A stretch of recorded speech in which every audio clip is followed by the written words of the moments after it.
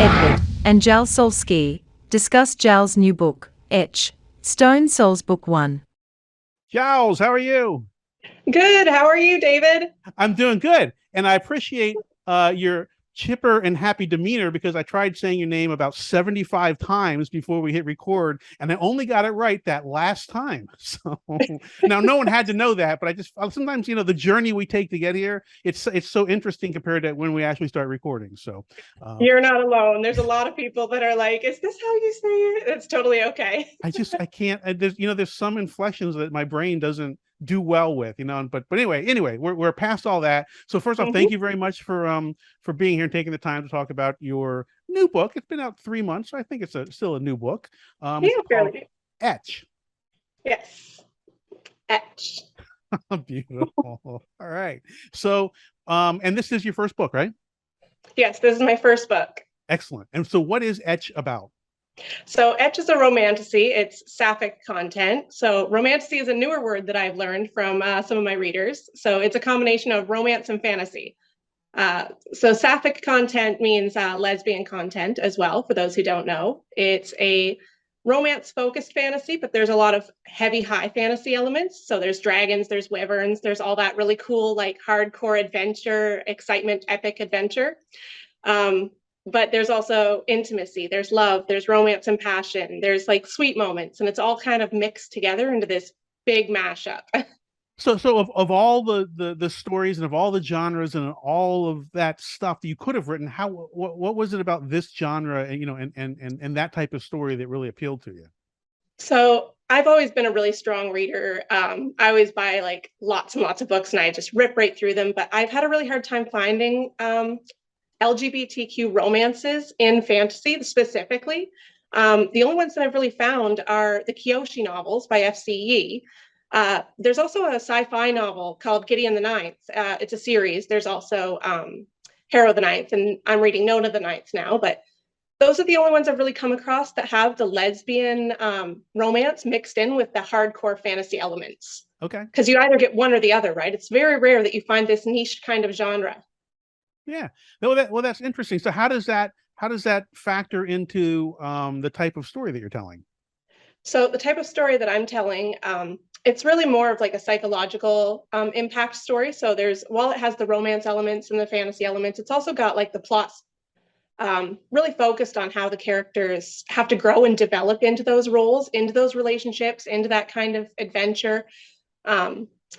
So if you've ever read Sword of Truth, they have a lot of that kind of psychological element weaved right into the story where they're like, oh, well, all of these ties actually connect and all of us connect. And it's just really beautiful to see how characters can kind of come together through a mutual beliefs and understanding. That's so important. I try not to go off script, although I go off script a little bit, but a lot of times, when culturally kind of waves come at us and we become aware of different things.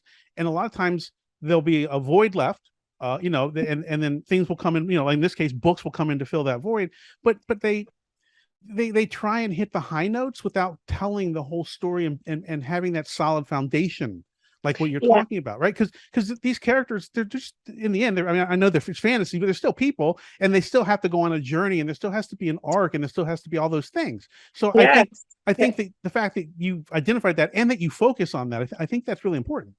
Yeah, I wanted my characters to feel relatable, and I did a diverse cast of characters. So there's just a whole lot there, and there's something for everyone, really. So there's non-binary characters, there's asexual characters. It's just everywhere. I mean, there's a lot of inclusivity because I feel like a lot of genres kind of get very focused on a very set couple of characters or a very specific style of writing when it comes to romance. And it's like, no, there's a whole lot of fields that we can cover here. Right. So I wanted to just kind of branch it out and give everybody a chance to feel included. That's good. Well, that's great. And this is the first of a series we talked about, or almost a series, right? Yes, it's a duology. So this is the first book. The second book is going to be called Edge. I'm already half done writing it. Oh, good. Congratulations. Good for you.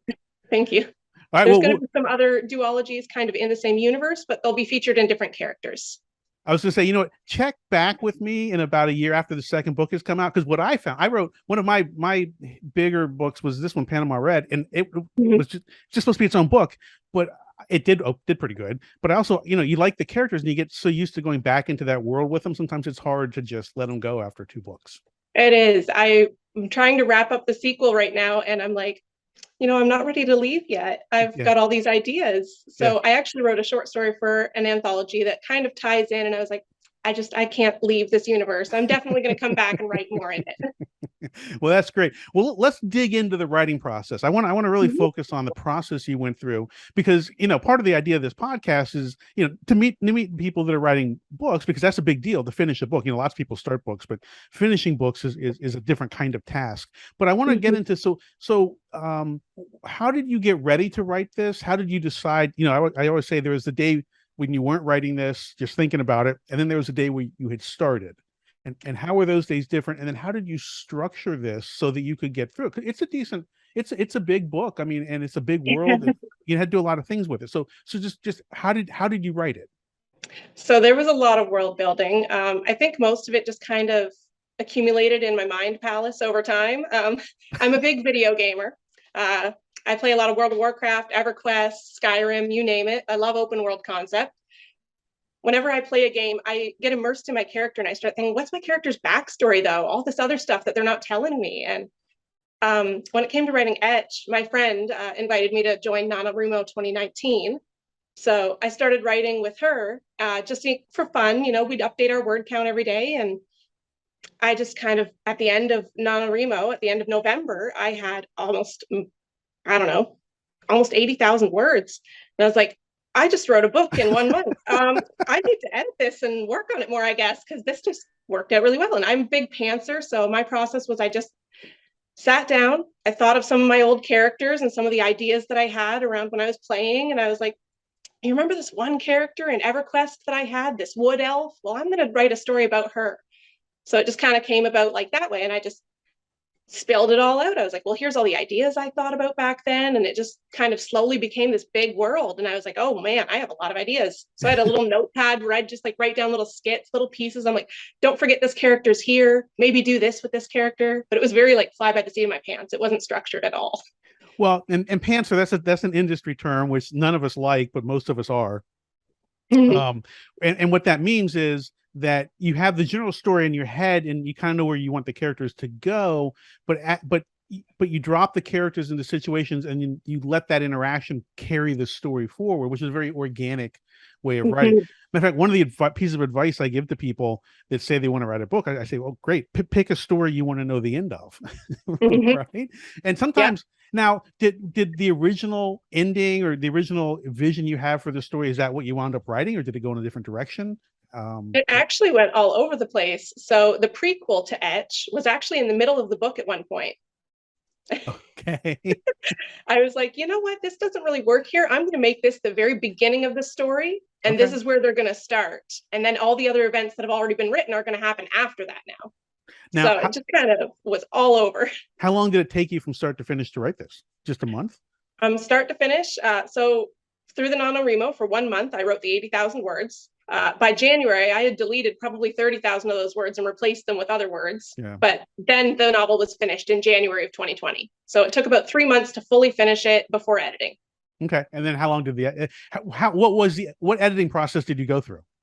The editing was hard work. So I had 10 beta readers, and then I had probably a good 10 ARC readers as well. And I had a professional editor, Kayla, was excellent. She was really good at showing me that one of my biggest flaws was my tenses. I'm really bad at mixing up past and present tense sometimes. Yeah.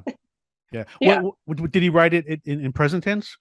Yes, in present tense. Okay. So in the first chapter, there was some past tense, though, because it is a past event. So then I got really confused.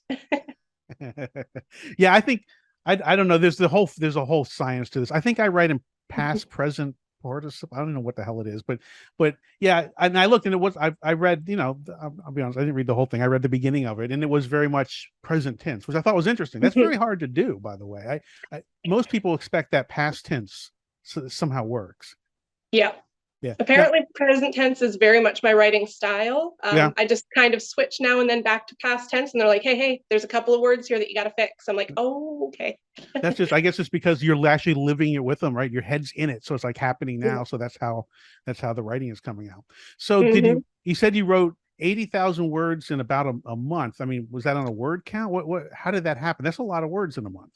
Yeah, I did roughly 1,700 words a day to try to hit the 50,000, but I ended up doing, some days I'd end up doing like 3,000. I'd end up doing a lot more, and it just kind of all came out at once. At the time, I was actually also working as a leader at a Coles Books during Christmas. So Oh, it was a okay. little chaotic. But I'd go there on my lunch break after work. I'd stay up till 2 a.m. and it just all came pouring out. Okay. Now, did you ever get stuck? Pardon? Did you ever get stuck? Oh, yes. Yeah. Well, how did you get past it? So every time that I got stuck, I'd just try to walk away and I'd indulge in some of my like favorite things. So, I'd go for a walk, I'd go snowboarding, I'd do something exciting, just try to take my mind away from it. And sometimes those experiences helped me to create new ideas for my book. So I'd get like a sensation and I'd be like, oh, I really want to write this sensation down. So then I'd write a little note, and automatically my head's right back in writing gear. I also like to read as a way to get back into it. I'll read some of my favorite authors or comfort reads like Brian Jakes, and I just That is so get right back interesting. into the work. When I'm writing a book, I cannot read anything Oh, no? else. No, I'm so hyper focused on it. I can't, I literally, I mean, if I read someone else's book, I'd lose it and I'd lose the story, which I've done. I've done it. And then you come back and it's like, well, I don't even know what I'm looking at, My friends all think I'm crazy because I read, I'll read 8 books at once. I'll watch like 13 shows at once, 20 animes. Yeah. And I keep all the storylines straight. I don't know how I do it. My brain is Really? it's just a cobweb up here of chaos. Wow. God bless you. Don't get old. That's all I can tell you. It does change a little bit, but well, that's good. Well, so you say you're halfway through the next book. When do you expect that to come out? So I'm hoping to release the sequel in June 2023. Okay. Yeah. I'd like to release it in Pride Month again. I did that this year with this book, and I'm hoping to have them a year apart. I see. Okay. Well, a year, that's pretty good. People tend to expect that. And so it's been out, it came out June 2nd. Yeah. So that is, let's see, June, July, August. So we're just beginning of September as we record this. So 3 months. Yeah. Is there anything, have you gotten any interesting feedback? Not necessarily good, but just interesting feedback, or is there anything interesting that's happened since since the book's been released? I've had a lot of feedback that I was really surprised about, actually. So the biggest thing was the fans. I didn't expect to have so many fans that were coming to me and asking for merch or designs and things like that. I have family members. I'm the only one in my family that really likes to read. I have a couple of cousins who read. My parents don't read. My brothers don't read. Nobody reads. So I felt like, I didn't really think they were going to buy my book, but everyone in my family bought my book.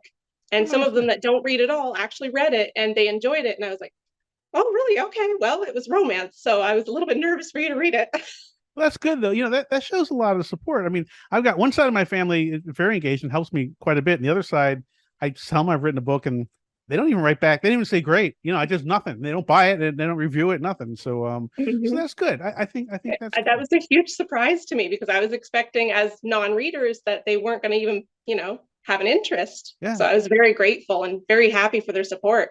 Any less than positive feedback? I did get a 3-star review, but it wasn't like, negative feedback or anything. It was all positive that they said. They didn't say anything that they thought was wrong with the book. So I was like, I'm not sure why they gave me 3 stars, but I'm not upset, It's still a good rating. 3 stars is a pretty good rating. Yeah, I'm not worried about that. Yeah. But there was a bunch of people in my writers group that were like, why did they give you 3 stars? And I was like, I don't know. I didn't think it was a bad review. No, and then a couple of my indie friends, indie authors, they're just like, no, 3 stars kind of hurts still. And I'm just like, Yeah. Look, no matter what, it's not going to be for everyone. The more popular it becomes, the more there's going to be people that let they don't like it for no reason. Yeah. I don't understand why people would spend energy, to let someone that they don't, because it's so hard. I don't think people understand how hard it is to finish a book and get it out there. Exactly. And sometimes negative reviews, there's like a whole negative reviews on Goodreads thing on Instagram, and I'm just like, oh my god, these are yikes sometimes. Yeah. But yeah, I was prepared for it. I was like, oh, I'm going to get 1 or 2 star reviews. I'm going to be ready for it. And I actually haven't seen any yet. So I'm still anticipating that they're going to come, but I haven't gotten any yet. I'm really happy about that. I think by the time you get one, you'll have so many positive reviews that you won't, it won't really, it won't, it'll still hurt. It stings. Everyone stings. It hurts. Just like, it's like alcohol on a cut, but, Yeah. But I think you're off on a good start. I think you found a good topic and a good niche. So what advice would you have? So let's say there's someone like you sitting out here who maybe, but hasn't started the process, hasn't finished the book, but, they think that, they have a book in them, other than just start, because that's kind of the advice that everyone gives. So I'm taking that answer away, but seriously, like what practical advice would you have for someone who outside of the writing process? I'd actually recommend networking. So using NaNoWriMo as a networking tool, getting in there and talking to people in the chats, making those connections and friends, because you never know who's going to be important. Like I have somebody on Garage Sale. It's like a seller site where you sell used goods. It's like a little garage sale app. So I have this lady that I sell on there too, Heather, and she's local. I sold her some books and she found out that I wrote a book and she's like, oh, well, I actually write for this magazine. Can I do an article on you? And I'm like, oh yeah. Yes. Right. Sure. Okay. I think that's good. Just the connections are important. So finding somebody that you can talk to. Find a community that you can kind of immerse yourself in to help you. And it's not just help you write. It's like you said, because writing the book and publishing the book is a monumental task, but it's nowhere near the end of the journey, right? So yes. Oh, no. Yes, you need to have some connections. Yeah, connections like getting onto podcasts about writing, just as an example. Yes. It's so great. And talking to people about all the various types of fantasy genres and connecting with authors of all kinds. It's just really important to meet people in those groups. I think that's right. Are you going to have any appearances? Are you going to any shows or anything? I actually have an event coming up. The 25th of this month, I'm going to be going to a local store with another friend, Mallory McCartney. She's a fantasy author in my area. Excellent. She was actually a huge inspiration, but we're doing the JAL and Mal book tour. So we're going to be doing a couple of other places as well. Okay.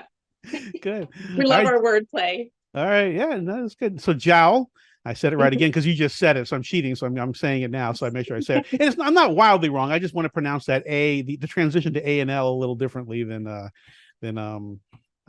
linguistic science might suggest. But anyway, look, it's been a pleasure talking to you.